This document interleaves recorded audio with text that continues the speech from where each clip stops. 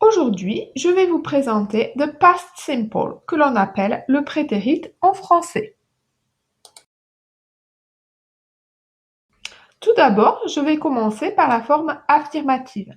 Pour les verbes réguliers, on ajoute ed à la base verbale pour toutes les personnes. Par exemple, play, I played, you played, etc. Pour les verbes se terminant par un e, on ajoute simplement d à la base verbale. Par exemple, like, I liked. Pour le verbe se terminant par une consonne plus y, le y devient i, comme dans l'exemple avec try. Pour les verbes d'une seule syllabe se terminant par consonne plus voyelle plus consonne, on double la consonne finale, comme on le voit avec l'exemple de stop. Pour les verbes irréguliers, vous devez les apprendre par cœur. Cela correspond à la deuxième colonne de votre tableau. Attention, be possède deux formes, was et were. Pour les autres verbes irréguliers, par exemple have, la forme reste identique pour toutes les personnes, ici had. Maintenant, je passe à la forme négative. Attention, be est irrégulier. Was not ou wasn't pour la première et la troisième personne du singulier, et were not, weren't pour toutes les autres personnes.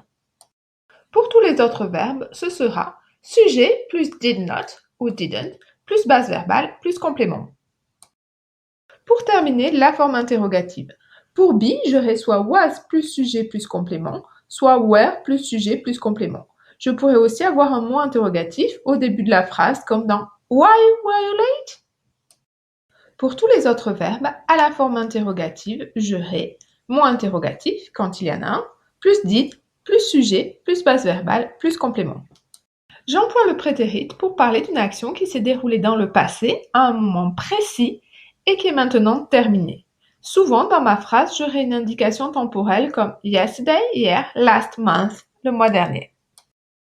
Le plus souvent, je traduirai le prétérit par le passé composé en français, mais je pourrais aussi le traduire par l'imparfait ou le passé simple selon le sens de la phrase et le contexte.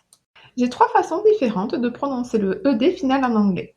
D'abord, id lorsque le verbe se termine par le son t ou de, comme dans visited, waited, decided.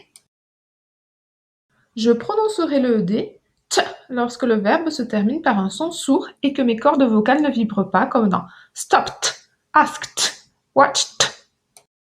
Je prononcerai le ed d lorsque le verbe se termine par un son voisé et que mes cordes vocales vibrent, comme dans loved, arrived, gained.